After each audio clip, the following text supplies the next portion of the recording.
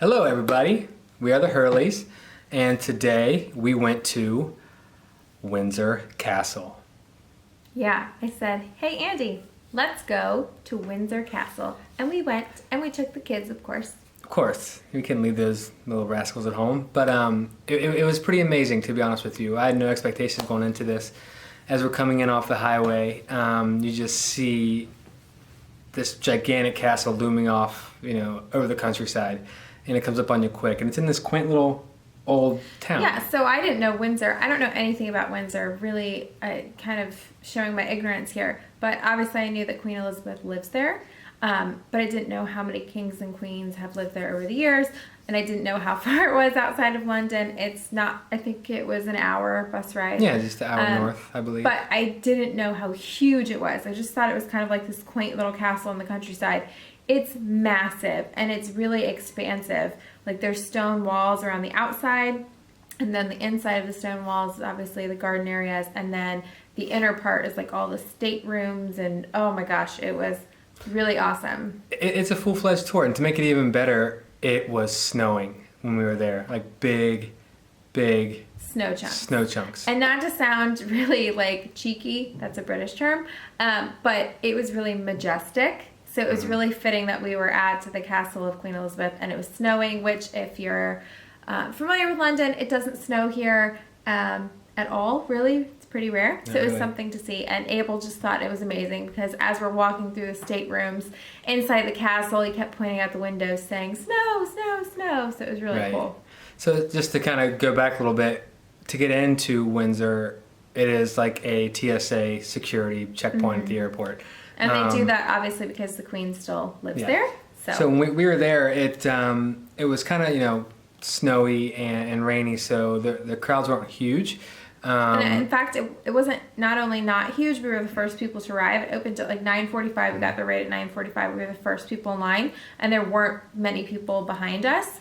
And what the tour guide had said was it was good that it was raining and that we went in January, because if you were to go in the summer tourist season, you would wait at least an hour and a half to get into the grounds at all, let alone walk through all of the staterooms. So we were going to cancel because it was raining and snowy and cold, and I'm so glad we didn't, because otherwise I don't know that we would have withstood with toddlers the waiting in line. Yeah. So, I mean, we didn't have like a guided tour. We kind of had a tour guide that said, hey, here's Windsor Castle, be back at 11:30 or whatever. So we kind of got to just wander around on our own, which was pretty cool. But, with toddlers, it's just, nowhere was great. But Abel, he wasn't being fussy. He wanted to be independent. Well, let me just say, you can't take a pram buggy or pushchair, which is all the same thing, which is equivalent to a U.S. stroller, into the castle, I think, because it probably beats up on the carpet and the flooring. Mm-hmm. So we checked it, and Abel just kind of had to wander on his own, and he's really starting to be really independent. And all he wanted to do was go up and down the stairs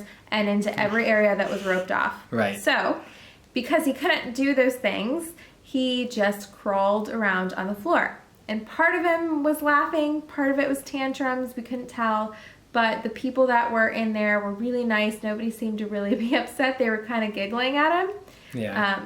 So, here's our son, our American son, crawling around, the Queen's quarters of this very, very old castle that's housed people from before the Tudor era all the way up till now. But I have to say, if you're able, like, all he's ever seen is fairy tales on TV and castles, and I think he was just out of his element. And really, he was exploring. And swords and armor everywhere. Oh, the armor was so cool because Abel kept saying Knight, which, fun fact, his middle name is Knight, like Knight. Yep. So I think he thought it was really cool to see real armor, and he kept saying Knights. And so Abel had a good old time. Nora was just along for the ride, strapped to me.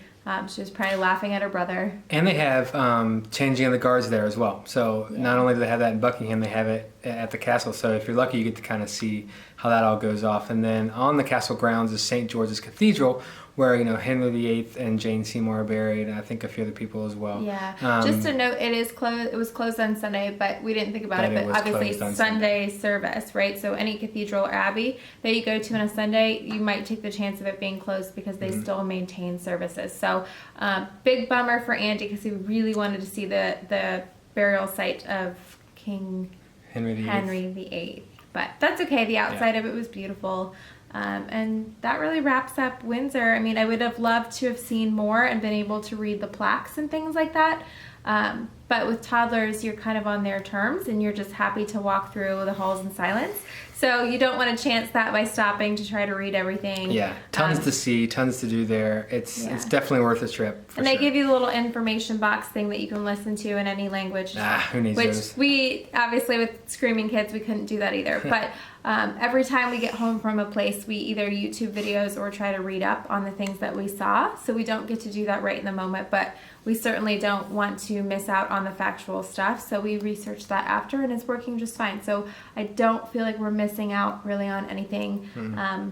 So yeah, it wasn't, too stressful with the kids. They loved the bus tour, being on the big bus. That was really fun for him. And we sang a lot of the Wheels on the Bus. And Nora did her little hand dance. So that was really cool too. So all in all, Windsor was amazing. I would love to go back, just Andy and I, and wander around and get lost, but I don't want to fight the crowd. So it was wonderful that we went on a snowy, rainy day.